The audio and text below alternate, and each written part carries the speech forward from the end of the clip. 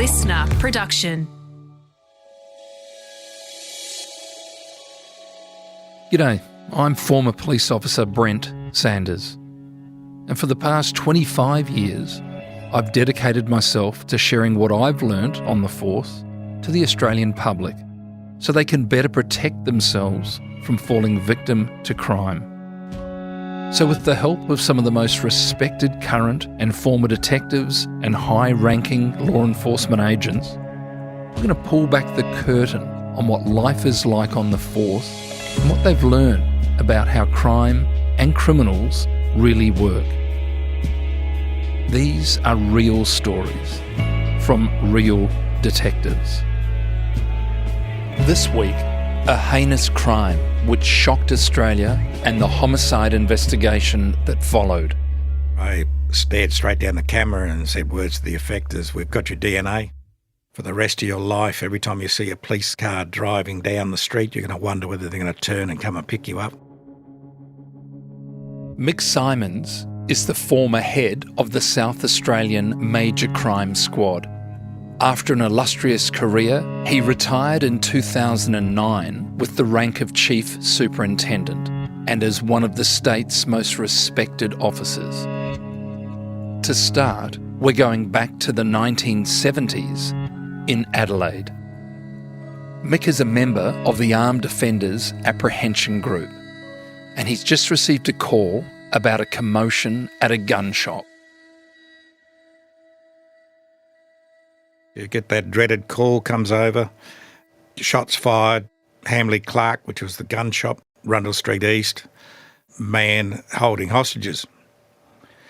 So we scrambled, we went down there. I took up a position across the road from the gun shop, and I could see the gentleman who we now know as Michael O'Connor in the gun shop, dish-levelled sort of a person, had a khaki army-type jumper on, dark trousers, and he'd walked into the shop. We subsequently found out he'd walked into the shop and taken ammunition, picked up 2 shotguns and ordered everyone out of the shop and then started firing shots out of the building. There was a young uniformed officer had responded first. He was hiding behind a patrol car, unarmed, in front of the shop and trying to talk to the offender who was ignoring him and then firing shots. There was Brett Maher. We managed to get Brett out of the size and we tried to contain. The normal process we always had in that day was, and it's still the same, contain as much as possible, avoid primary confrontation on the hope that you can wait the person out or talk the person out. This particular gentleman, Mr. O'Connor, and I believe solely that he was a suicide by police. That's what he wanted. And so we were sitting, as I said, I was across the road. He was putting ammunition in, he was using solids in a shotgun. Now, a solid is the actual solid round, and when it's fired, it's not a buckshot. It's a solid piece of lead. I still, now as I'm talking, you can recall the sound of the bullets slamming into the wooden partition above our heads where we were across from the shop. They were constructing the car park, and had the wooden partitions around it, and you could hear the round come whistling past and then slam into the back. It was really a crazy situation because we were about 75 metres away from a major cross street called Potney Street. Rundle Street East at the time was a major thoroughfare, and they had this in Rundle Mall, which was adjacent and flowing on from Rundle Street. They had this fashion show, and it was a really festive atmosphere, and it was almost like the Roman Colosseum. We had all these people lined up 50 to 75 metres away from this, in their minds, show, and we had, as I said, bullets flying in all directions. So Mr. O'Connor must have got sick of that particular episode, and he kicked out the window of the shop, and everyone breathed a sigh of relief. We think, he's going to give up. He put the 2 shotguns down outside the window, crawled through the broken glass and stood alongside the shotguns for a short time, very short time, leant down and picked them up, and then turned and started to walk towards the crowd. Now, bear in mind, where he was walking, there was also numerous people hiding in doorways, including police officers. We had the person in charge, he's now passed on, was Kyle Watkins. He was in charge of the squad at the time. He called out for us to move in, so we moved in. Myself and another chap, Ian McDonald, ran towards the guy as he was walking towards the crowd with the 2 shotguns. I called out something that I haven't regretted, but I've never used it again. And I won't use the words I used. I'll abbreviate them to the extent. I said to him, I yelled at him, "Don't be effing stupid." He stopped dead, turned around and looked at me and said, "Who's effing stupid?" and brought up the 2 guns. One was if I recall correctly, one was double and another one was single, and he moved them up, crocked them under his into his side. To me, it looked like the HMAS Sydney had just turned broadside. I thought, God, here we go. And at that point of time, John Ramson, who's now passed, John had the open authority, if anyone life was in jeopardy, to take him down. John fired the shot. I heard it and both saw it, and I still see, as I'm talking to you, the scene, we talk about PTSD, but the scene of the guy's jumper staying where it was and then collapsing on his chest as he went down.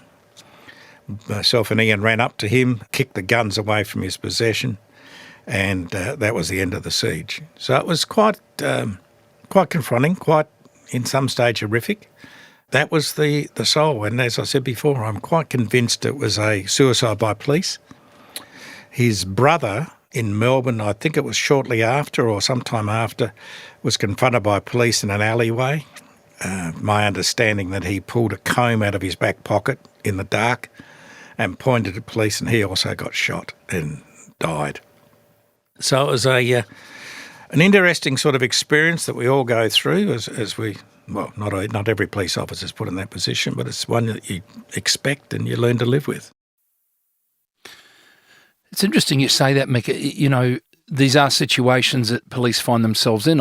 I'd say that there's not too many who probably find themselves as close to an armed offender as you did. And as you say, and I really appreciate how candid you are with this, these things, they stay in your mind. It's as clear to you today as it was standing there, and goodness me, 1976 is a few years ago. And you mentioned also that you would classify this as almost like a suicide via or by the police. You believe without any doubt that he knew that his actions were going to lead to him being fatally shot by the police. There's no doubt in my mind. I mean, the actions he took, the consistent firing towards the police, the shots were deliberate. They were not aimed at us. We were hiding down behind, across the road, hiding behind major earthwork equipment. The shots were going over our heads. You could hear them tumble. As I said, he was sort of trying to fire, and the rounds he was firing, you could hear them sort of tumbling before they smacked into the wood behind us. So maybe he could have taken us out if he'd decided to, or maybe he just said, "This is enough, I want to get out." The way he climbed out of the window, these deliberate actions in picking up the 2 shotguns and then moving towards the crowd, he'd have to know that something was, and then to turn on me and raise the guns, obviously there's got to be repercussions, and he was prepared to take it. At the point when you were there and he was identified, or was he identified at the time, did you and others know who you were dealing with? No, and we didn't know until after who he was. We believed he'd attempted suicide in Victoria prior to coming over, and look, he may have decided to come to South Australia to get his plan done. We don't know. We never will know. But he definitely wasn't known. We didn't know who we had there. As I said, he almost looked like he was homeless, dishevelled, long hair. And some mental health issues there, which is tragically so often. Mick, you're in the job a long time. You've seen a lot of stuff, and it's often disturbing to see how many folks that the police are dealing with that in behind these dealings are mental health issues that can often then lead to alcohol dependency, drug use, and all these types. It's very, very sad, isn't it, to be fair?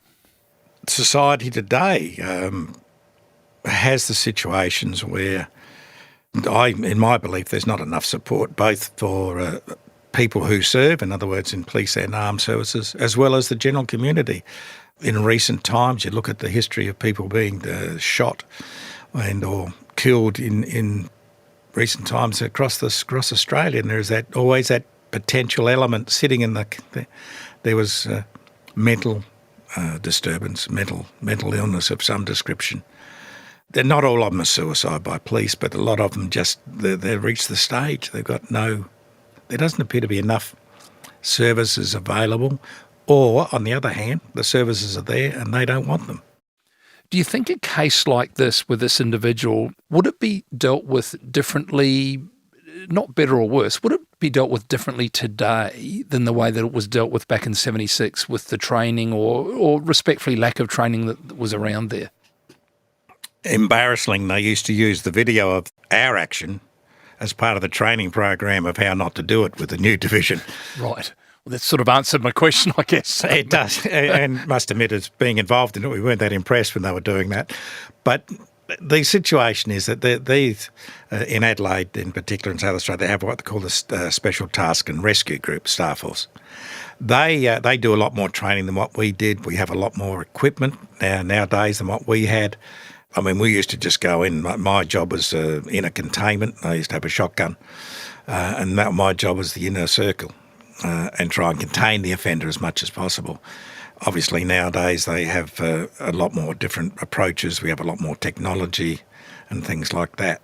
So, answer to your question is they would handle it a lot different to what we did, but we did what we were trained to do at the time. And I mean, I went thinking back, I would have been in half a dozen, maybe a dozen incidents in all the time I was there. That was the only one that ended in that sort of circumstances. And sadly, the people that fire the shots, they don't get over it. I mean, John he's passed now. John was affected by it, and another gentleman I know that had to do a similar thing. He was really affected by it. So it's not easy for us. I still get flashbacks with that. I get flashbacks with others. But you learn to live with those. You do learn to live with them. So, Mick, following something like this, which is a police shooting, which is a fatal shooting, of course, the police go away, and as you said, back in the day, the debrief was perhaps a couple of beers and a bit of chat. There would be some internal, external investigation take place, some sort of coronial inquiry following this. Can you just explain what happens there? In that sense, it'd be regarded as a death in custody. So there is initially an investigation by an independent group within the police, and that investigation is then provided to the coroner, who can conduct, it was a male in those days, so the coroner would conduct his own inquiry, review the evidence, and if need be, he would call witnesses. Then the coroner would make an adjudication on the evidence before him and reach a determination. In this particular case, he determined that the actions taken by the police were justified.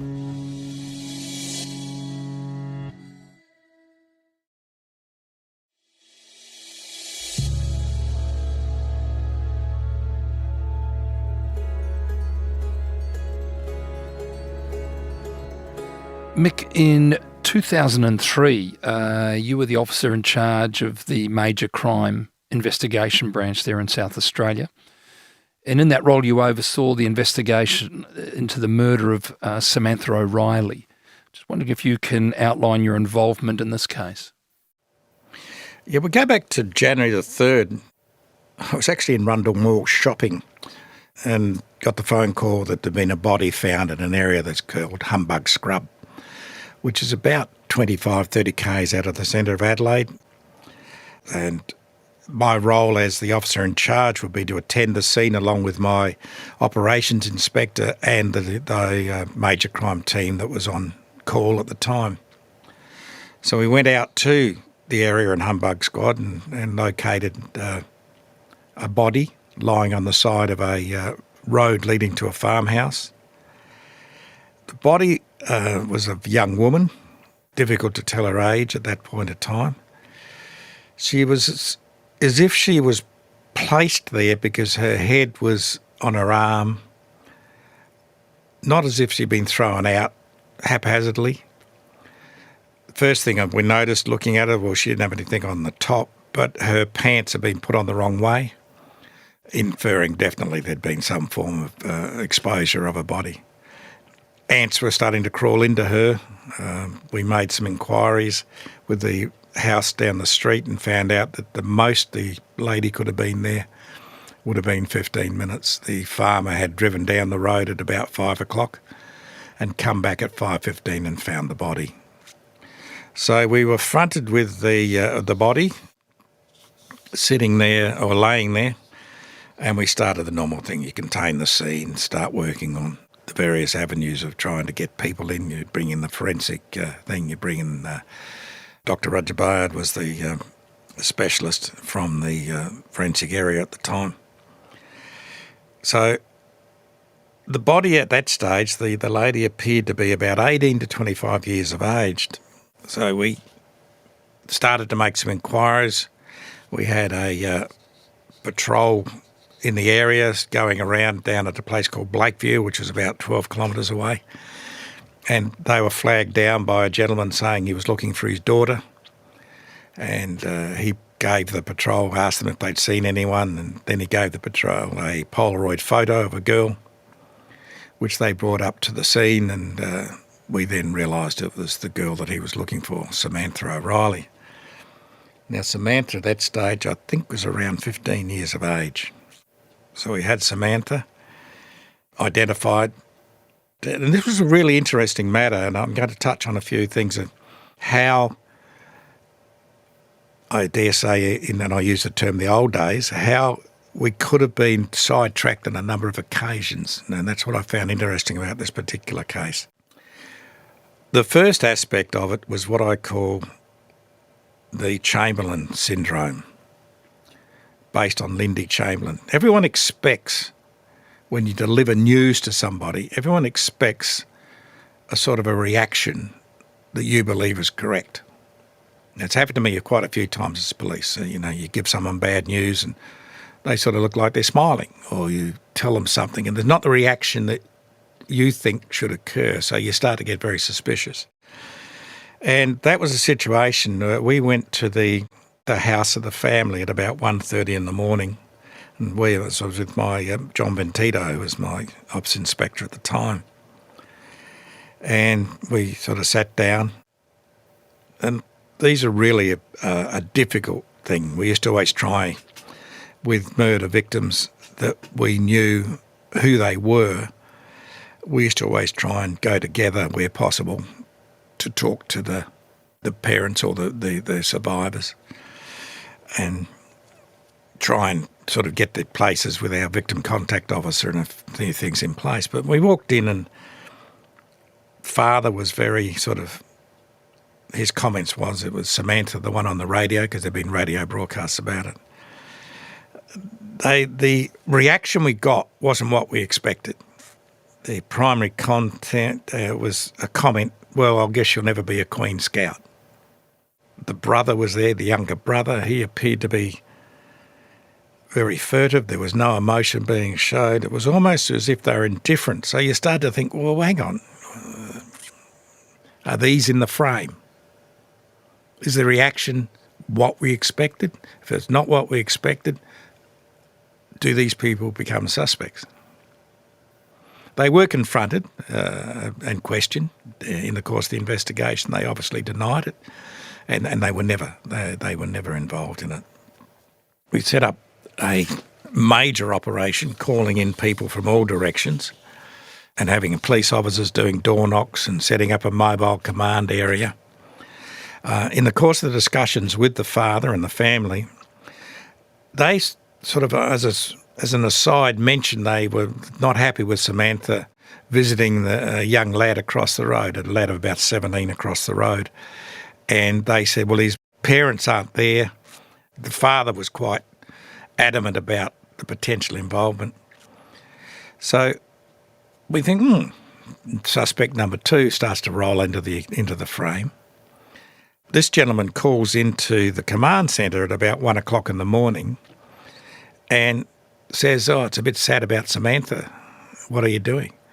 Now, at that point of time, we'd never released the name. And we go, "Oh, righto."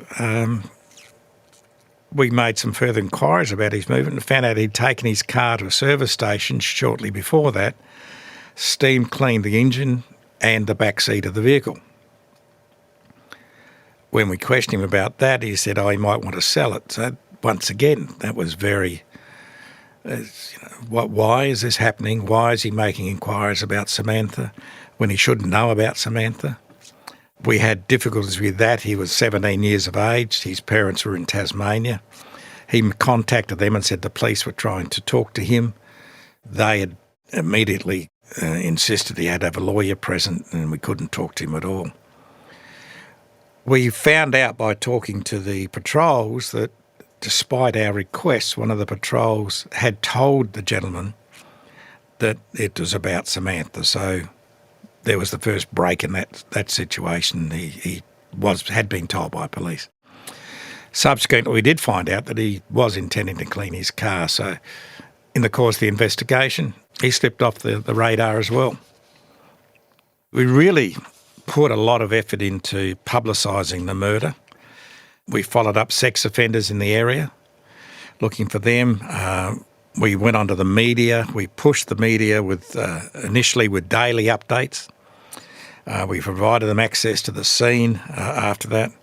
We did a reenactment of Samantha in the shopping centre where we understood where she'd been. She'd been to the Blakeview shopping centre. And she used to go there quite regularly. She used to go down there and have a look at the shops, and she had this dream in her mind that to get married in Bali, so she'd spend time looking at the bridal shop there.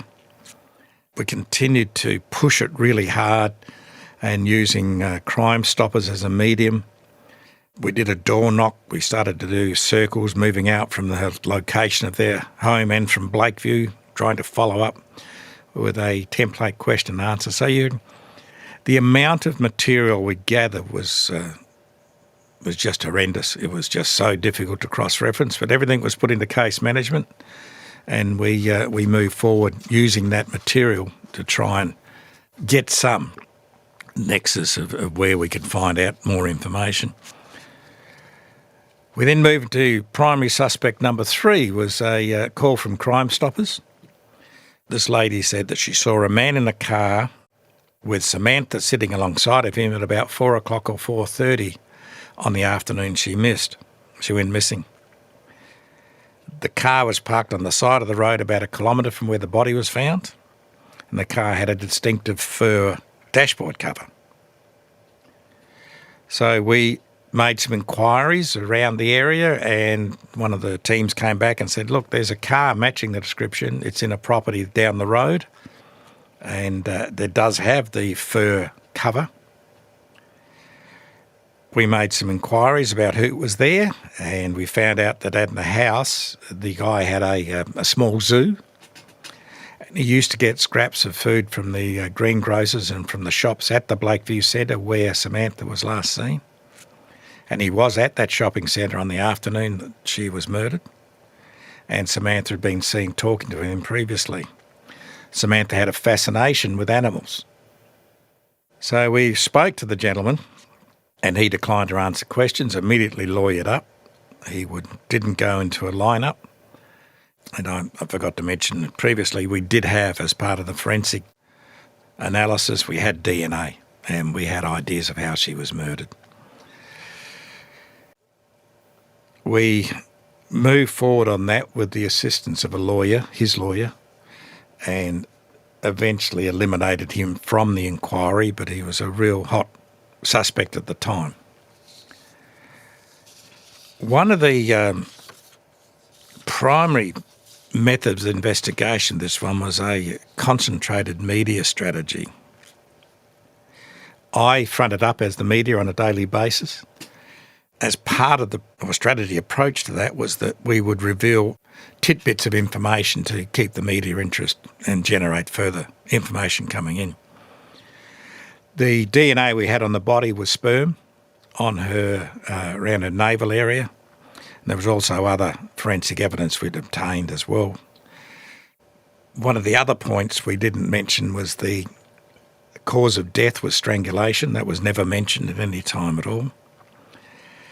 So we then went on air, and before we did that one, there'd been a change in the law in South Australia which allowed mass testing of DNA for specified purposes, and this fell within the specified purpose rule. So we started moving away out from the victim's house and targeting people for testing, moving on a strategy at that stage of anyone within the vicinity would be tested. But prior to that, we also obtained a list of people that she may have known as well. And one of those persons was a gentleman called Mr. Hender.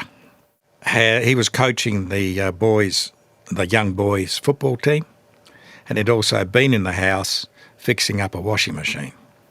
We moved forward on the strategy, and I upped the strategy after a discussion where I stared straight down the camera and sort of said words to the effect as, we've got your DNA. For the rest of your life, every time you see a police car driving down the street, you're going to wonder whether they're going to turn and come and pick you up. Every time you hear someone knock on your front door, you're going to wonder whether it's the police come to arrest you. Because I can assure you, and I'm paraphrasing, I can assure you that we will be there, we will get you. Now, we had taken his DNA as part of that initial structure. So we took his DNA on the 19th of April 2003, some 3 months after the murder, as he was a known associate of the family. That was when that same day I'd done the broadcast about, we're going to come and get you. At the early hours at 2 o'clock in the morning on the 20th, I received a phone call from Wallaroo, Wallaroo Police, which is about an hour and a half out of Adelaide, saying we've got this gentleman called Hender. He's just tried to commit suicide in the middle of a paddock, but he's failed. He turned around and he said, when they pulled up, he said, "I'm sorry, I strangled Samantha." Now, bear in mind, we never released the cause of death. So he was taken to the cells, alerted the team, and they went up and questioned him. He made a full confession. I spoke to him and he said, when I heard you say that what was going to happen with the DNA, he said, I just couldn't live it anymore. So we then went through the process of the court process. He claims that he saw her walking along, offered her a ride back home because she knew him. She willingly got in the car. He took her to his house, tried to rape her.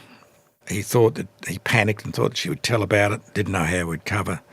So he strangled her and then took her up and dumped the body.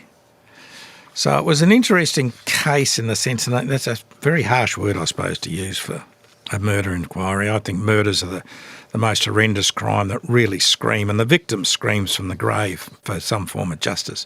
And there's too many out there that don't get that justice.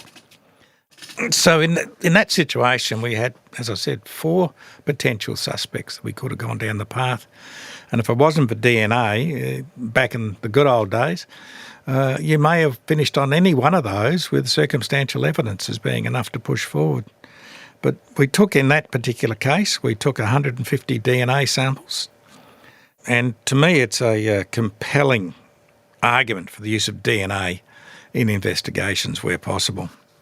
Mr. Hender is still sitting in incarceration. He was sentenced in 2004. He's got 23 years non-parole, and we're now waiting to see what will happen to him as his parole period comes up.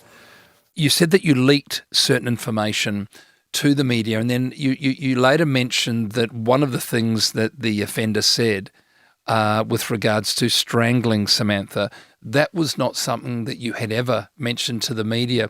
So when you're leaking information to the media, there's a strategy behind that too, isn't there, with regards to an investigation?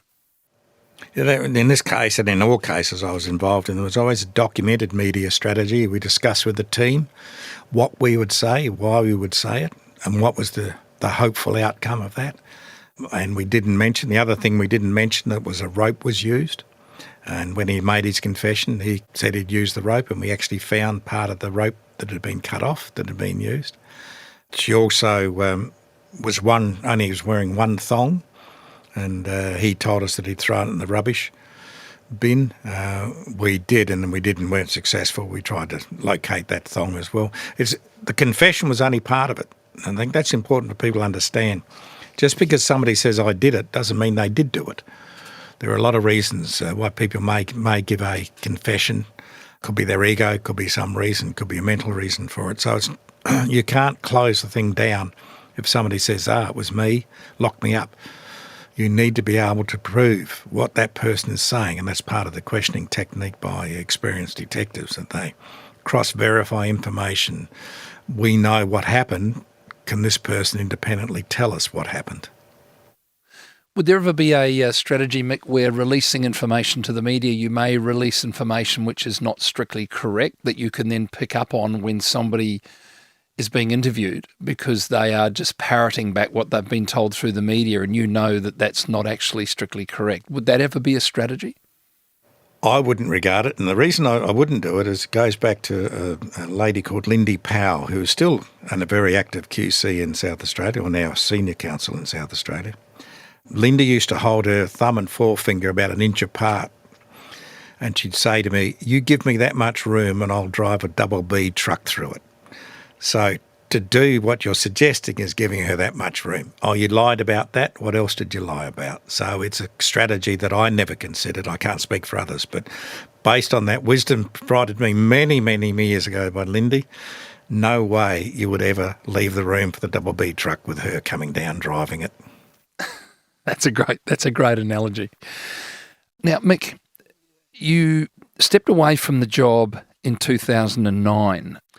There's a figure that you mentioned which is quite astounding. You'd estimate that during your time in the job, investigating and overseeing investigations in senior roles, that you had involvement in over 3,000 investigations, and that's a huge body of knowledge and skill that you take with you when you leave the police in 2009. Mick, I'm just interested, if I could, in asking you, since leaving the police, have you continued to work in roles where those skills that you developed over that time have come to fruition? Well, I left South Australian Police, or SAPOL as referred to it as, in 2009, and then I stopped with ICAC until 2011. I left the New South Wales ICAC in 2011 and commenced my own company with the strange name of Anti-Corruption Consultants Australia, or ACCA.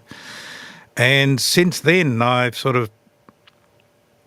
made a conscious decision that I enjoyed what I was doing in the police and ICAC, and that was investigating matters, not necessarily catching people, but that was a good bonus when that happened.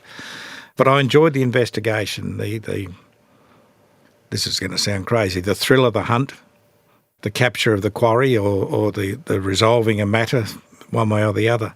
So I've continued along that frame since 2011 with my own company.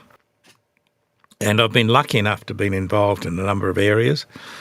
My first overseas jaunt, for want of a term, was a part of a review team for the Investigation Unit, Office of Internal Investigations in the United Nations.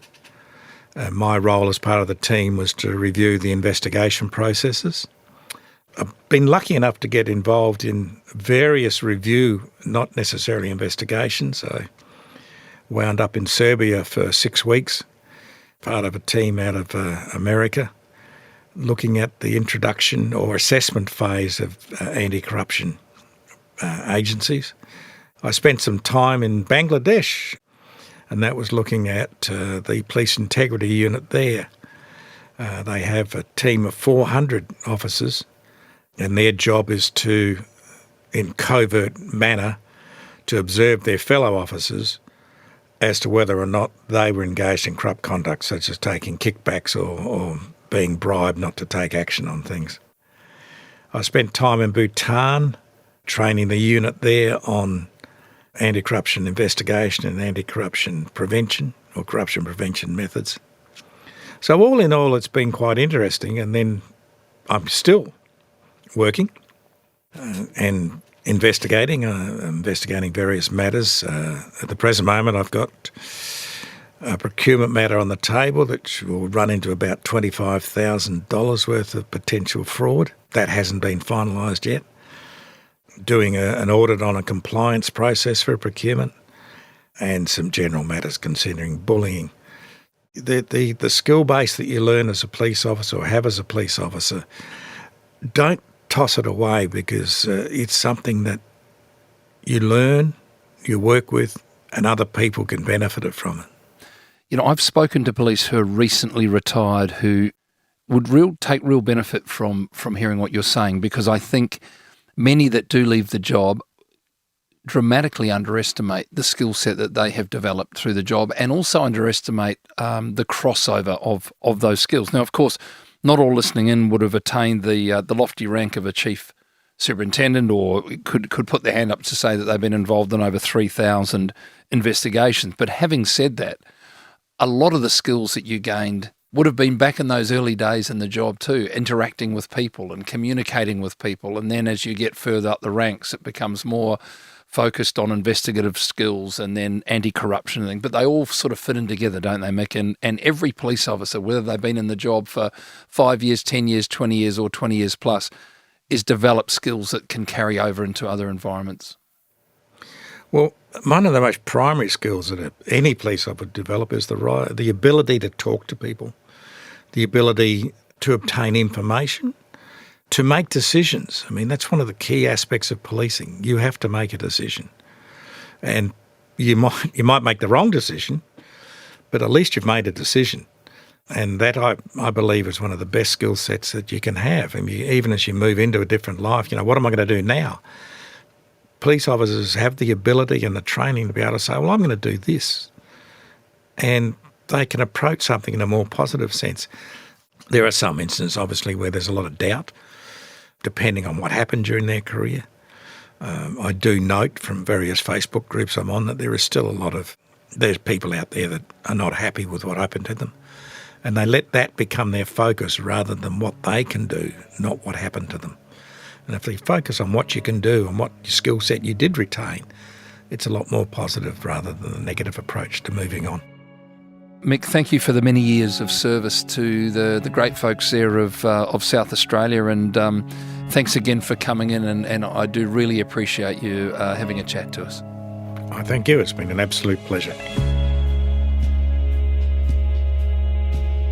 Crime Insiders Detectives is a listener original production. It's hosted by me, Brent Sanders, produced by Ed Gooden, and sound designed and imaged by Link Kelly.